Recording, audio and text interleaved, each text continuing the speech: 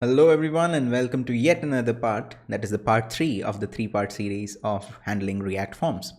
In today's form, we'll be extending what we learned in the previous 2 parts and we'll be combining everything into a new form, that is the registration form, which will have more fields. So let me first just create a React project.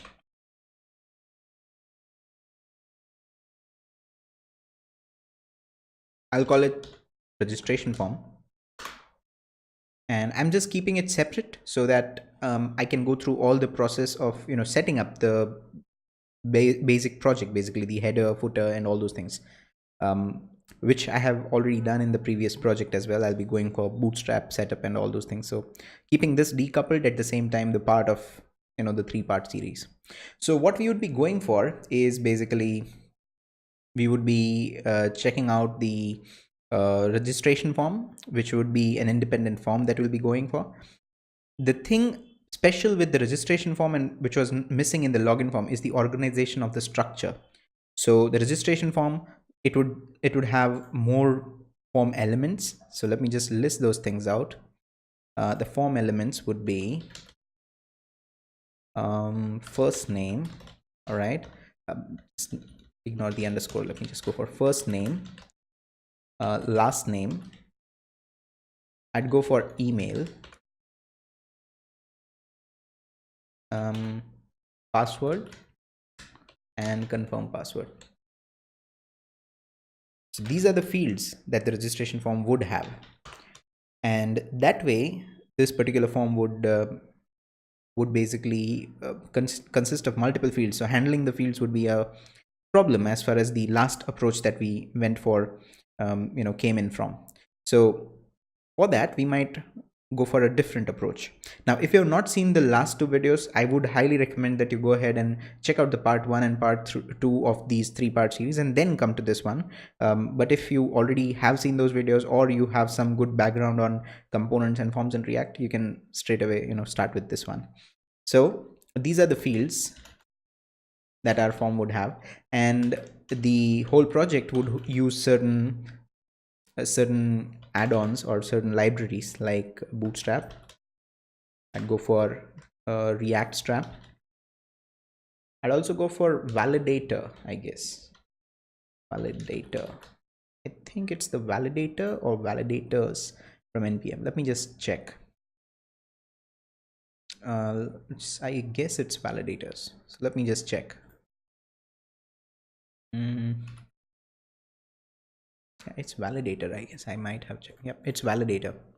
So this is one of the libraries that I'll be using for validation, which is a very cool library, very nice one. So we'll see how that would work. It'll help us to validate the email, not anything else. So that plus there could be so many other things that I can use, like React forms or Redux forms. There are so many libraries that would actually help us build forms, but that is not the motive of this video. What we would try to go for is mainly creating a form from the scratch, thereby knowing the role of state and the role of organization of the coder. Maybe how might other libraries be coding when they code form handling. So that is the whole aim. The main purpose is learning, but at the same time, this code that I'm going to now present, it's a very good production level code. You can use it. All right, so, and I'll be also giving you the GitHub link in the description below. So let me check this out, and it is all done. Let us cd into our project and let us go for yarn start. At the same time, I'd be opening it up in my editor.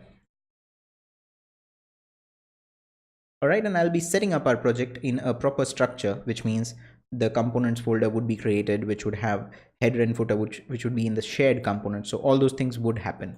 So let us just first get the folder structure done. Now I have done this already in the part 2 of the video, so I'm not explaining it much. So I'll just get the project structure started. So components would have another folder, shared. Shared would have header and footer components. So this is generally what I would do if I'm a starter. If I'm a beginner, this is at least what I would be going for as my structure. And also we'd have our feature. So registration, or I'll call it register. It's a good feature name, shorter. All right, so register would be our feature, and then there could be features like login, task manager. There could be so many things that could be possible. All right, so I'll just keep it with register. So let us first go for all the basic component files. So header, we would have a header dot component dot js, and it'll just be a functional component. Let me just go for import React from React, and we'll go for a function which will be header props. I'll be just passing the props even if I'm not returning anything. Export default header, and I'd be returning I'll straight away write the code for the header. Actually, I'm not going to return paragraphs and all. So let's go for the header would be I'll just go for a React fragment. So fragment, and fragment would have an h1, and I would say this h1 would say register here, right? And it would be an hr that I'll be going for.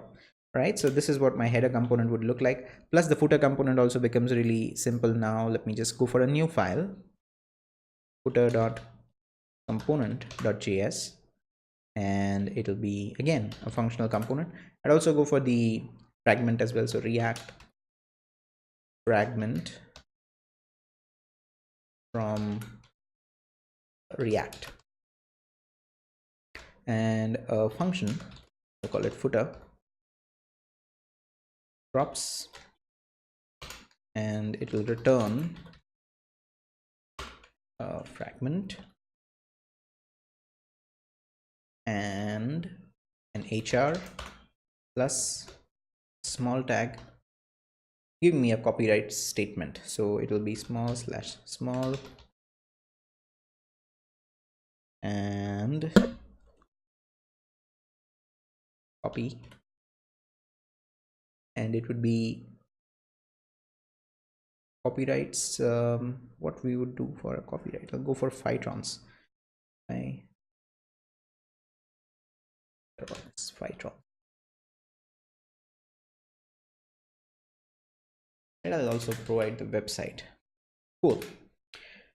I'd go for the header and the footer, and also the register component. Now, register component, we know that it's a form, and if it is a form, we know that it should be a class component. So we'll create this as a class component. So register dot component dot js, and we'd go for importing, and I'd not need a fragment because I would already have that form tag that will be wrapping the whole form up. So import React, and I'll just go for importing React and component from React. Okay, and it'll be a class register extends component, and we would have the render method that would return. As of now, I'll go for just returning a form tag, which would basically be having /form, and I'll just go for a paragraph because I would like to still test everything. So register works would be it. So now this happens, and we'd go into our app.js to get everything in. Let me get rid of this header. I'd also like to install Bootstrap and all. So there's logo and app.css goes. We don't want that. This class name could be container, but we would like to use the ReactJS container class. So what I'd right away do is I'd install all the things that I need, or maybe at least Bootstrap and ReactJS, not everything. So let's install Bootstrap and ReactJS in here. So yarn add Bootstrap and ReactJS.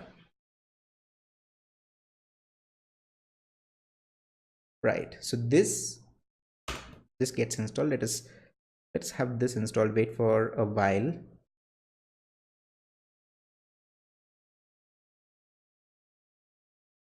Okay, so it has certain dependencies.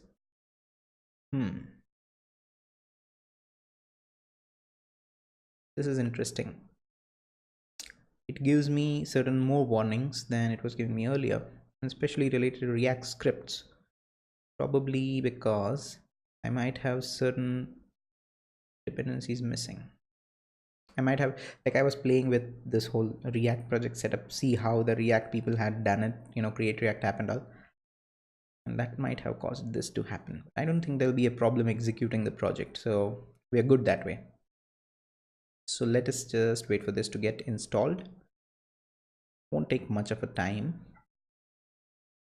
And let us, still.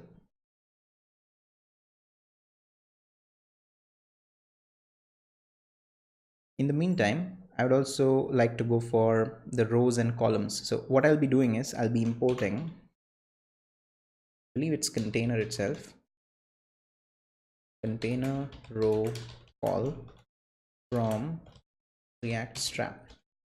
That's what it'll be. And I'd also import Bootstrap in my index.js. So let me just go to my index.js. Right above the index.css, what I'll do is import Bootstrap. Let's see, Bootstrap /dist css bootstrap.min.css. All right, so this is it. And in here, what I'll also do is, instead of this div, I'd go for a container /container. Then it'll be row /row, or maybe row would have one column each. So call /call. Okay. All right, so that happens, and I'd be going for header, because I'd like to call header, and footer and register. So header, footer, and register. Just go for register as well.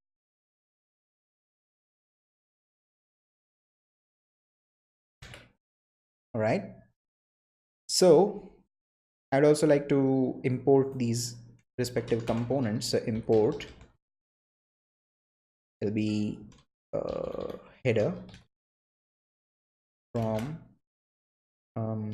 components shared header.component, and import footer from components /shared/footer.component. Right, and import register from components register.component. Right, so let's see the output. Let's see how this looks.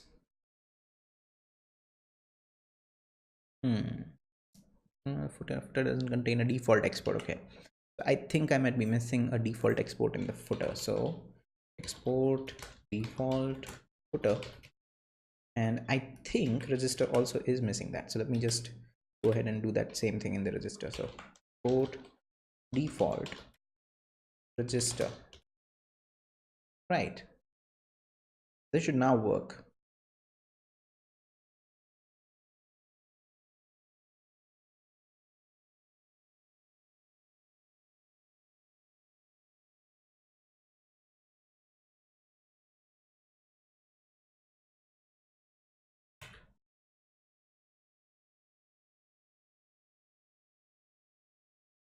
Oh, okay, this has to be, like, I would like to name this one capital. The reason is, this is this is a component file and or a component folder. I would keep it capital. Okay,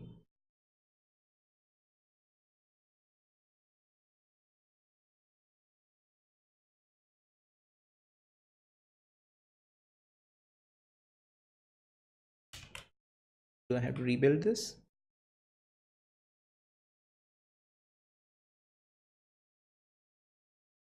Yeah, it works. Okay, so let me rebuild this, and hopefully everything would be sorted out. So let me go into the command line, yarn start, because the code is all right.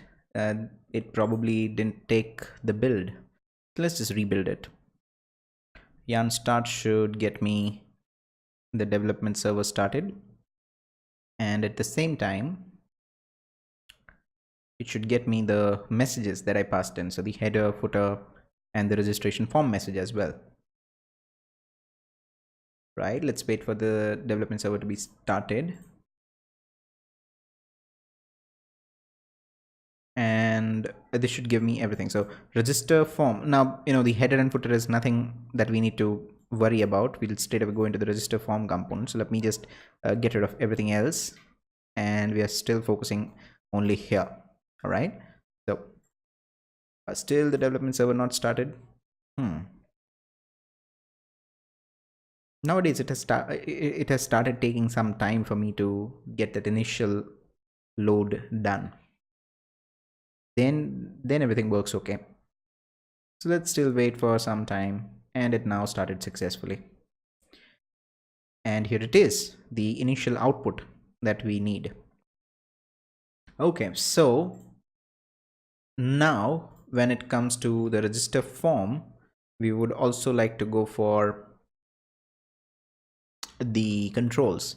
So as we discussed, it will be first name, last name, email, password, and confirm password. And we know that it is the ReactJS form control that we would like to go for. So import form. I know that I need input, label, form group, and form feedback as well, and a button.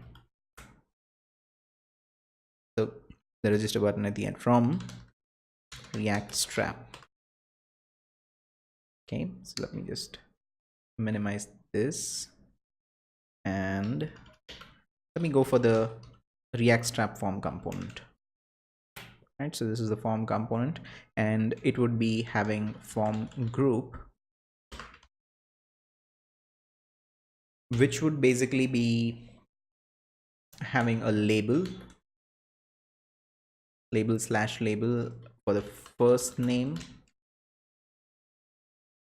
Now ReactJS allows us to go for the for attribute, so you don't have to go for the HTML for in here. You can simply go for the for attribute. So for first name and input, and have the ID first name. That would be what it would be, and also the form feedback. Now I know for a fact that this would be a variable form feedback, so I would like to go for some dynamic error message in here. But what I would also like to do is, right now I'll just go for a placeholder. So let's say first name cannot be blank, right? So let's just check this out. Right, oh, this is a very big form control, right? So we'll just like to go into our app component. That is basically the one which is responsible for the layout. I'll just go for call md4, right? So Bootstrap allows you to go for that, and yeah, that works. And you can see that there is no form feedback, so which means that if I go for something like, I believe it is invalid equal to true, if I do something like this, ReactJS would give me that validation message. So what I would like to do is, I'd like to go for invalid equal to true and false dynamically. All right, so I'll keep invalid false. If I don't keep it invalid as false, it'll still be false. So that is one form group, and I'll go for the same thing for last name, email, password, and confirm password. The first name, last name,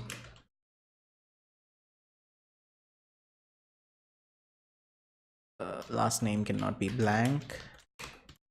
All right, then there'll be email,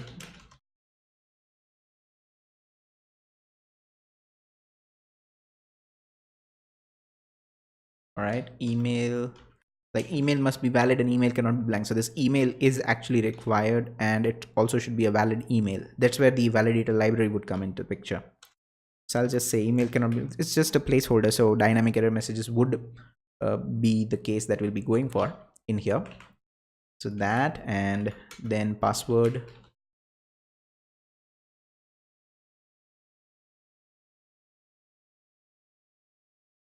Also, I would like to have the input type as password. So type is equal to password as well, and password cannot be blank.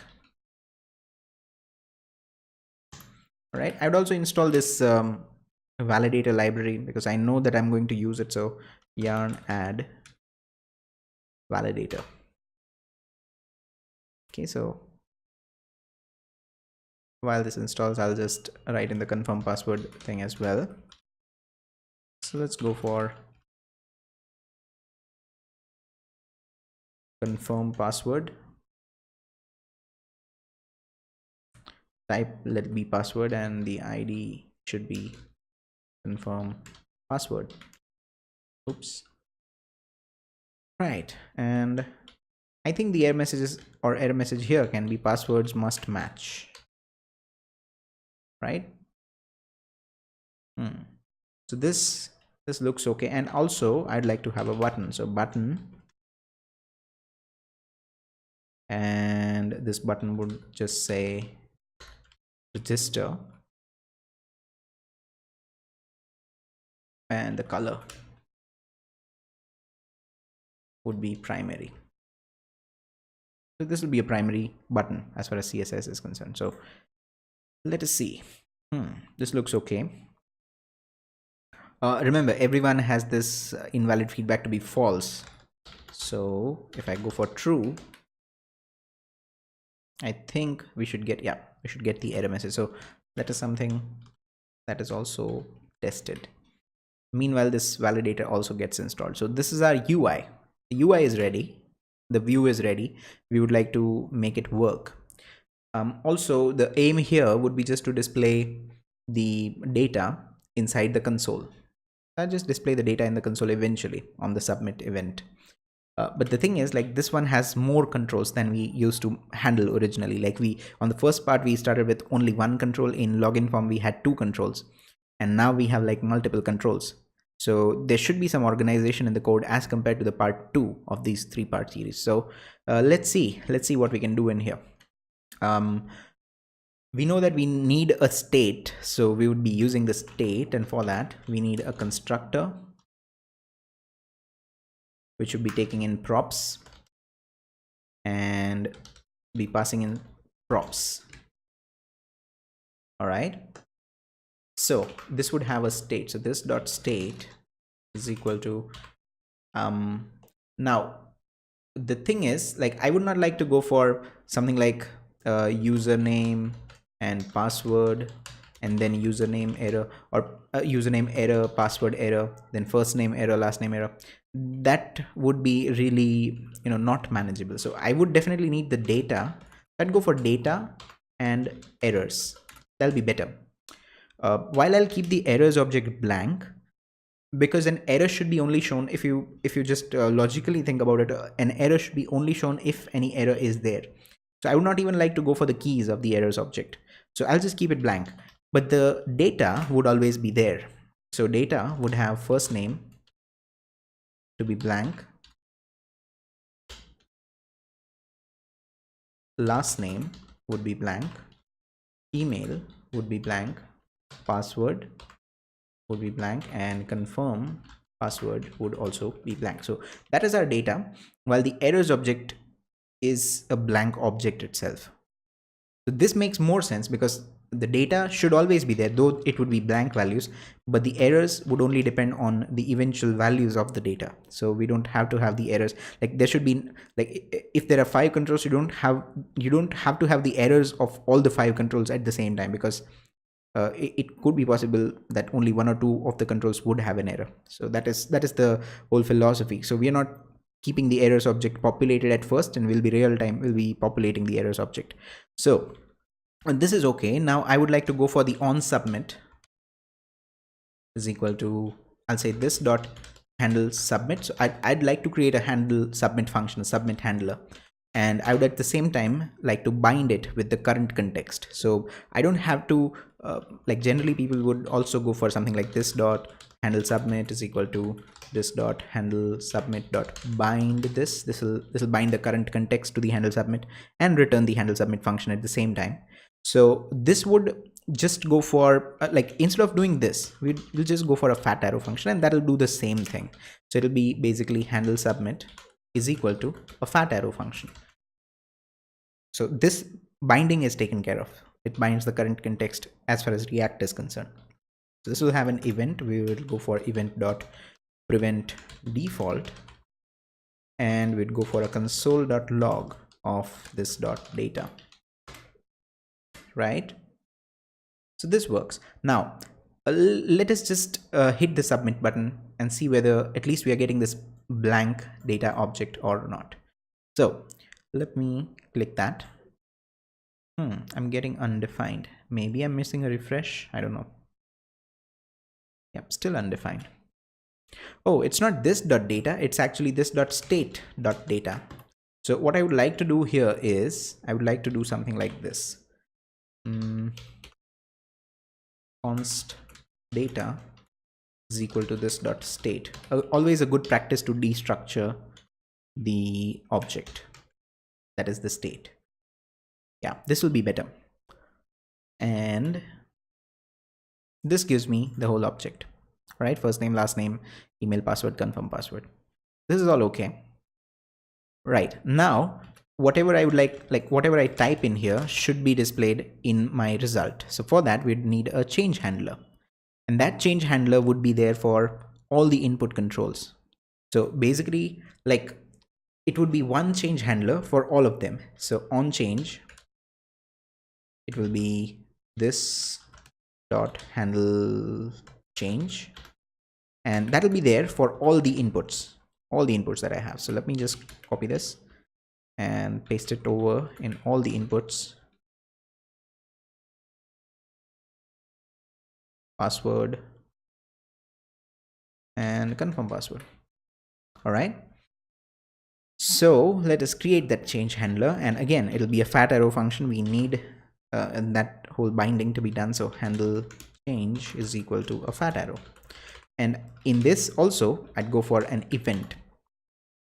So now what I would like to do is I would like to identify each and every input. So it's better that I give them names. Based on the names, I would do certain changes on their respective state variables. So basically this should be repeating them. We should be repeating this first name, last name. It should be the same as their as we have in the data object. It should be the same in the name attribute of the input as well. So we would go for name is equal to first name. So this is purposefully done, same thing for the name attribute and the key in the data object. So name is equal to last name. You'd see the benefit of this whole thing entirely. It'll also help us in errors, by the way. Name is equal to email. Name is equal to password, and name is equal to confirm password. All right, so now I have all the identities. I have identified all these inputs. Now in the handle change, one would think that okay, we can go for e.target.name is equal to, if it is first name, then go for the first name, if it is last name, for the last name, and so on. But if we go for that approach, like if we go for something like if e.target.name is equal to first name, then do something else, if go for the last name, it'll be really a big function, and it'll be really not maintainable, because every time you add something in your form, you should add a condition corresponding to this, be it switch case as well. It'll be the same thing. So what we will do is we'll do something like this. Check out what I'm doing. This dot set state, I am setting the state, all right, where the data is, first of all, what I'll do is I'll get everything from the data. So this dot state dot data, I would not set state, but it's just state. So this dot state dot data, which means I'm spreading through the entire data object of the state and putting all the values in there, the spread operator. So if you have any questions on the spread operator, just let me know. I can go for a separate video on that, but I'm not going for ES6 features in this particular case. But this simply tells us that we are taking everything that the data object has and we are dumping it here inside the data object itself. So it'll be like first name, last name, email, password, confirm password. And then what we are doing is we are overriding the currently changed element. So it will be e.target.name now, which would be e.target.value. So this is keeping the current state intact and then only overriding the currently changed element. So this now would mean that you don't need to go for the if condition, and your form could be any number of elements. It could have any number of elements basically. So this will be okay. And if I do this, I would indeed get some output in here. So let's say I enter something, all right, and I hit register. You see that you get this particular output in here. So even if I go for some email, let's say, all right, and some password, and hit enter, you'd get everything that you have inside the data, all because of these two lines. All right. So, if you want me to explain how this works, you can just request it in the comment section. I'll have a separate video dedicated to this explanation solely. All right. But it's like, if you know ES6, this will be pretty straightforward. Okay. So this would work. And we would also like to, validate the data. This time around, the validation cannot happen in the handle submit method, because the validation, these are multiple controls. So validation has to be a separate method. So I would like to go for a separate validation method. So it will be basically validate, and this would take in the data. So let me just go for data from, not from, is equal to this dot state, because I would like to take the data and validate it. And we know the data has first name, last name, email, password, confirm password, and so on. So I would check this, like if, or maybe before that, I would go for something like this: let errors is equal to a blank object, a separate variable errors, and return errors. So we are setting up the errors to be a blank object, returning the errors. Here's where, between them, we would be doing the validation. So we would be populating the errors object dynamically if there is any validation message that we want to show. So it'll be like if data dot first name is equal to blank, then errors dot first name, I'd keep the keys same, by the way, is equal to first name cannot be blank, right? And then I'd populate this message in the form feedback in the render method. So as of now, it's just a static message that we have back in the render method. But if, okay, there's an update available from XD. Good. I'll update that. Thank you. So data last name is equal to, if it is equal to blank, then errors dot last name is equal to last name cannot be blank, right? If data dot email is equal to blank, now email would have two validation messages. One is that email shouldn't be blank, and one is that email must be valid. So we'd keep both of them. Errors dot email is equal to email cannot be blank. All right. And now I'd also like to validate the email. So I think we can go for the validator itself. Let us just see how the validator works. Validator npm. It's pretty straightforward though. It's simply validator is email. All right, so I'll just get the is email function from the validator. So what I'll do is, I already have the validator installed, by the way, just a while ago. So what I'll do is import is email from validator, and I like to go for if is email the email ID. So it'll be data dot email. So if this is not the email, so if it is not the email, then errors dot email is equal to email must be valid. All right. So this happens, and then we can go for like if data dot password is equal to blank, and errors dot password is equal to password must be valid. And if data dot confirm password not equal to data dot password, then we can go for errors. We can set the confirm password error. So confirm password is equal to passwords must match, right? So that is the error that we want to set. So these are all the error messages. So the errors would be populated one after the other. What I would also like to go for is I would like to keep this, or no, this is all okay. Yeah, this is fine. So let us see if the errors are populated. Let me just grab that error object in here and just do a console log of errors as well along with data. Let's see how that works. Okay, and then we'll try to populate that. So let's get rid of this tab. Okay,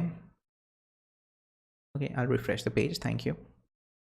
React has this good, okay, so let's go for this. Errors object is still blank, and that's because we have not called the validate function. Let's call the validate function here. After taking the errors, I can actually call the validate function and still get the errors. So let's see.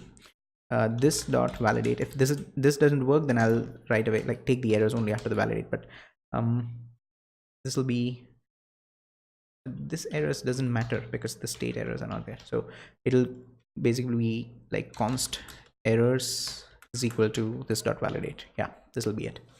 So now if I try to refresh and if I try to register, you see that there are certain errors. Email must be valid, first name, last name, and password must be valid, right? So email must be valid. I would like to keep this error right above this one, because see, the thing is, like, I would not like to override the email cannot be blank error. So basically if the email is blank, then there is no need of the email must be valid error. All right, so this would be it.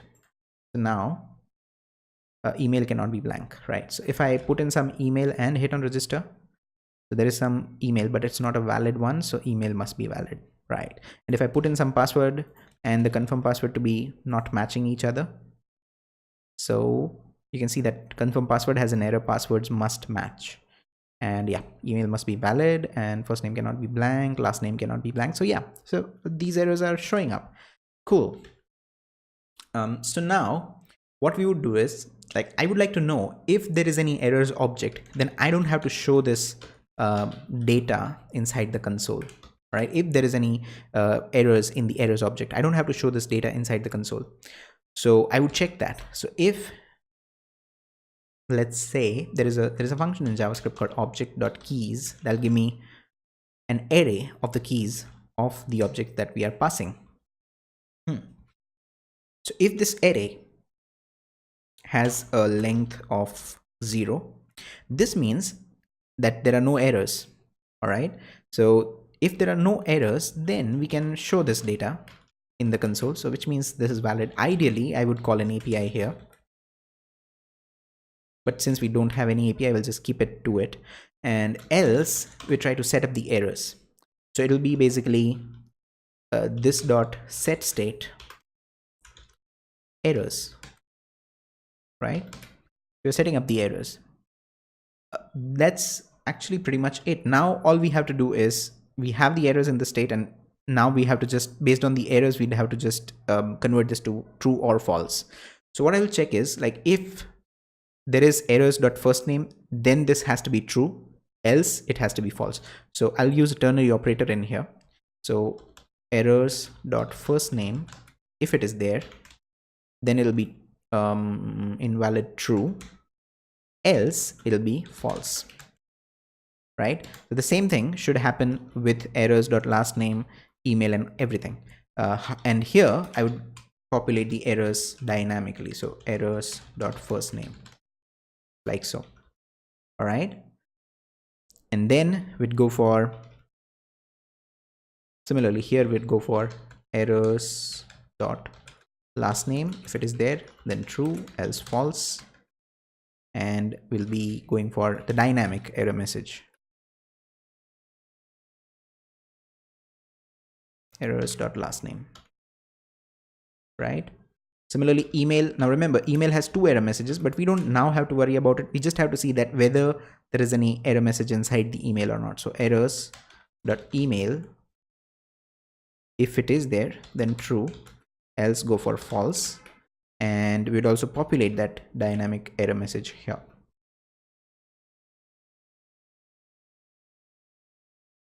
Okay. Similarly, password and confirm password. So it's basically errors dot password. If it is there, then go for true, else go for false. Oops, let's see, false. And similarly, I'd also populate that password cannot be blank error.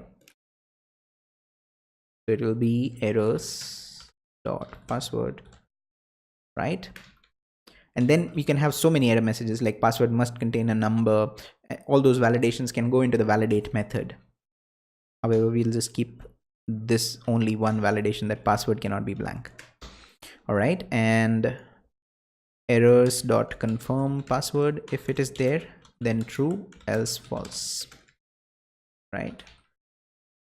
Okay, so this would be errors dot confirm password. Yeah. All right, this seems okay. Our errors are displayed all okay. We have a submit event that is calling in the validate. We have a change handler that is all working all right. And we have a validate method. So if we want, we can add many other validations as per requirement. And if we have no errors, we are just showing the data in the console. If we have some errors, then we are just setting the errors inside the state. Right, so this, and remember, this is also one of the ES6 features where I don't have to mention something like errors equal to errors. So this would be all correct, right? But ES6 provides you a feature where you can simply mention any one of them, any one of the keys and values if the identifiers are the same. So you can just go for errors and this will work. Right, so this should work. So let's, okay, errors is not defined, and that's because we have not taken the errors. So we'll just go for the data and errors together is equal to this dot state. So this would work. This would take the data. I would also like to go for the value property. All right, let's go for the value property in some time. But if I go for register, yeah, I know that.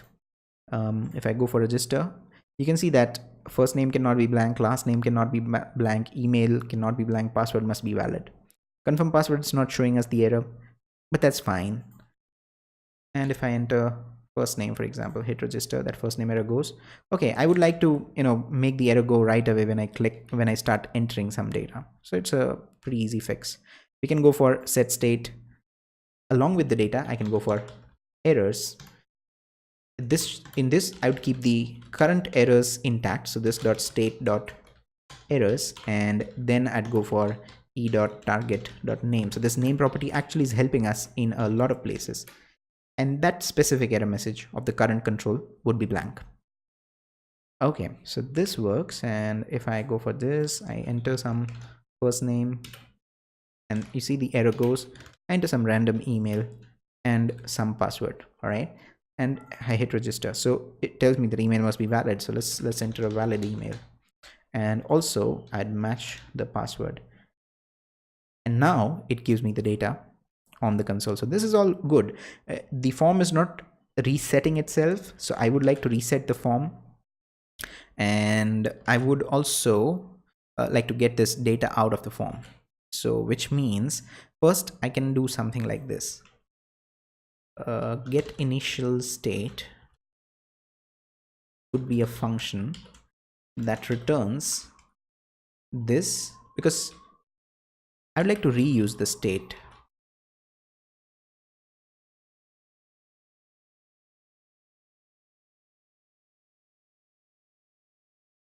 Yeah, something like this, right? So get initial state, and this I would like to use right away in here when I go for the console log of the data. So it'll be something like this dot set state equal to this dot get initial state, right? So this works. This should, you know, get the initial state and reset the whole form. Call API here, and here we are resetting the form. I believe it's 2T's. I don't know. So if we reset the form, we'd have to get, like, one-way binding is already done, which means we have this on change, which is changing the state. But whenever the state changes, this control also should change, which means there should be a value property. So value is equal to data, because we already have the data destructured from the state. So it will be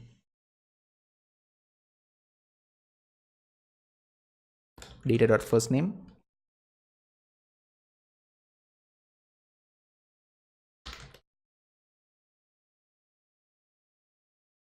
data.lastname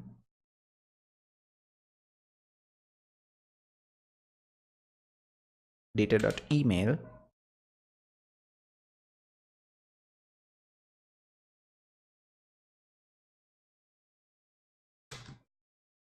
data.password and data.confirm password, right? So this should get the two-way binding done, which means that if I enter everything correctly,